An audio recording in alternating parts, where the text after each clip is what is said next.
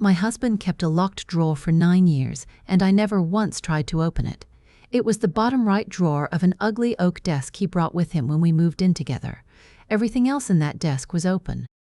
Pens, tape, a stapler that never worked, a phone charger for a phone neither of us owned anymore. Just that one drawer, and a small brass lock, and a key he kept somewhere I never found. He told me about it the first week.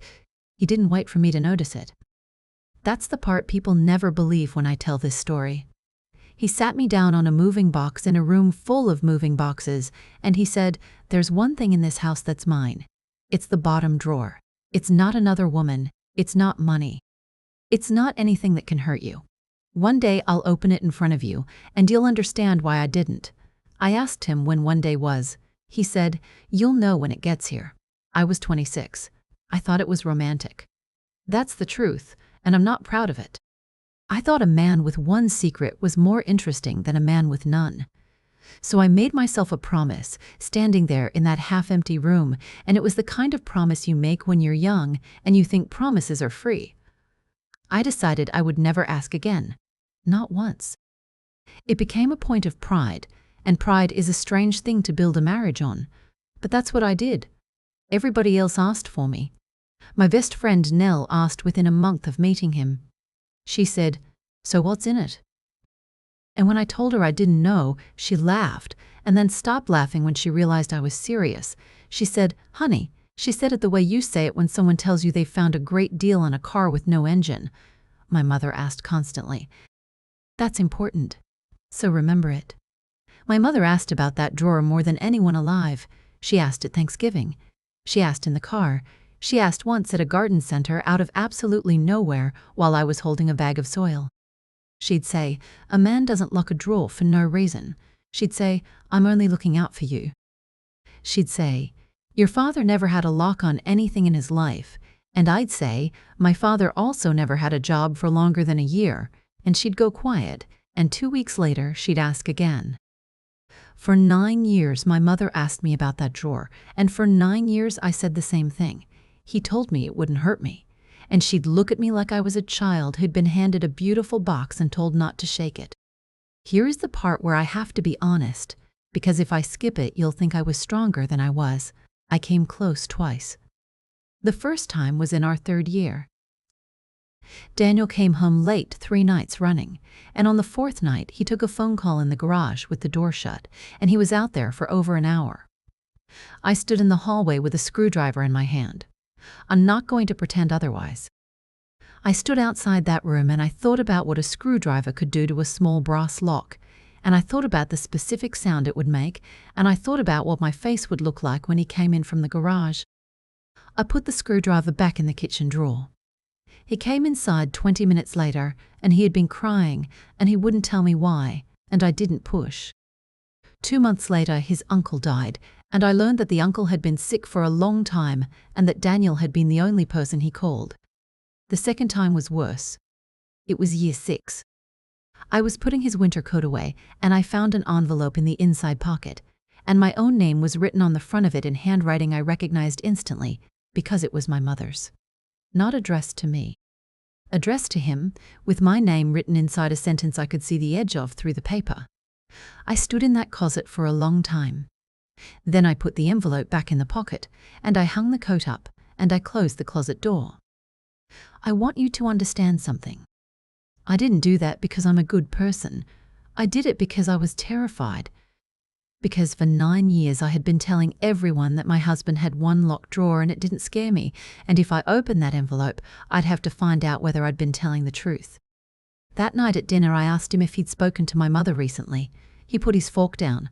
He always put his fork down when I asked him something real. And he said, "Not recently." And I said, "Ever?" And he looked at me for about 4 seconds, which is a very long time at a dinner table, and he said, "One day I'll open the drawer." That was the only time in 9 years he brought it up first. The drawer moved houses with us. Twice. He carried that desk up a flight of stairs in an apartment building with no elevator, and he wouldn't let the movers touch it. It got heavier. I noticed that, and I hated that. I noticed it. Year 7. That drawer had a weight to it that it didn't have in year 2, and every so often I'd catch myself standing in the doorway of his office, looking at it like it was a person sitting in a chair. Once, I heard him in there at 2 in the morning. Just the sound of the lock, and the drawer, and then nothing for maybe half an hour, and then the drawer again, and the lock again, and him coming to bed and putting his cold feet against my legs like nothing had happened. I'm not going to spend long on that part, because it isn't the part of this story that changed my life, which is a horrible thing to say about the worst month of my life, but it's true. It was in his chest. They found it early because he was the kind of man who went to appointments he didn't want to go to. There was a surgery scheduled for a Thursday, and the doctor used the word manageable, and then used a lot of other words that were not manageable at all. The night before the surgery, we sat in the living room and neither of us could eat. And he got up, and he went into his office, and I heard the lock. He came back with the drawer. Not the contents. The whole drawer, pulled out of the desk, carried in both arms like a tray. He set it down on the coffee table in front of me, and he sat on the floor with his back against the couch, which is where he always sat when something was hard, and he said, "This is one day." I said, "I don't want it like this. I want it when you're better." And he said, "That's exactly why it has to be now. Because if I give it to you when I'm better, you'll always wonder if I'd have given it to you at all." So I looked in the drawer. Letters. That's all it was. Envelopes, stacked and rubber-banded into bundles by year, and every single one of them was in my mother's handwriting. 9 years of them. The first was from 3 months before our wedding. I read it sitting on my own living room floor with my husband's hand on my ankle. In it, my mother told the man I was about to marry that I was not an easy person. She told him I had been a difficult child. She told him I would ruin his life the way she believed I had ruined hers, and she used those words, and she signed it. Love, Diane. The next one came 2 weeks later, then one after the wedding, then birthdays, then holidays, then whenever she felt like it. She told him about a boy I dated at 19, and she told it wrong, and she told it cruelly. She told him I was unstable. She told him he was too good for me, and that everyone in the family said so behind my back. She told him, in year 4, that if he ever wanted to leave, she would help him, and no one would blame him, and she meant it, because she wrote it 3 more times after that. In year 6, there's one where she asks him for money, and in the same paragraph, reminds him that she is the only person who has ever told him the truth about me. He never answered a single one of them. I asked him. He said, if I answered, she'd have kept writing to get an answer. If I never answered, all she had was the writing. And the writing came here, and it stopped here, and it never reached you. 9 years. Every letter my mother wrote to end my marriage, my husband put in a drawer and locked, and carried up a flight of stairs, and never once used against her, because he knew that the day I found out would be the worst day of my life, and he kept deciding it didn't have to be today. I said, "Why didn't you just burn them?" And he said, "Because if I burned them, and one day she told you I'd made it all up, I'd have had nothing." He said, "They're not mine. They were always yours. I was just holding them until you needed them." There was one more thing in that drawer, at the bottom, underneath everything. A single sheet of paper, folded in half, in his handwriting. It was a list. It had no title.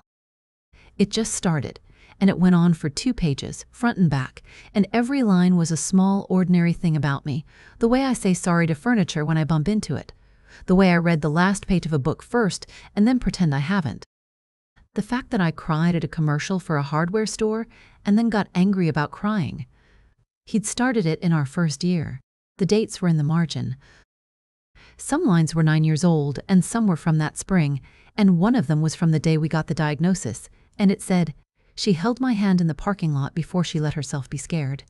He said, every time a letter came, I wrote one of those. He's in the next room right now, and he still has that ugly desk, and the drawer is empty, and it doesn't lock anymore, because I took the lock off myself with a screwdriver on the day he came home from the hospital, and he watched me do it. He said, "That was the deal I made with myself." He said, "Her stat got taller, so did mine. The surgery took 9 hours. He came through it, he's here, he's fine," and he laughed until it hurt his chest. My mother came to the hospital during the surgery. Of course she did. She sat in the waiting room with me, and she held my hand, and she cried, and she told me she'd always loved him like a son. I let her. I let her sit there for 9 hours. And when they came out and told us he'd made it, and she squeezed my arm and said, "Oh, thank God," I finally looked at her and I said, "He gave me the drawer." She didn't ask what was in it. That's how I knew she already understood. A woman who's innocent asks what was in the drawer.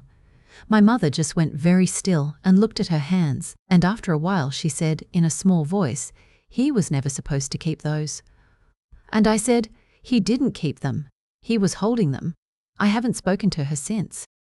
People ask me if that's cruel, and maybe it is, and I've decided I can live with it. He told me once, before he ever gave me the key, that there was nothing in that drawer that could hurt me. He was right, it only hurt her.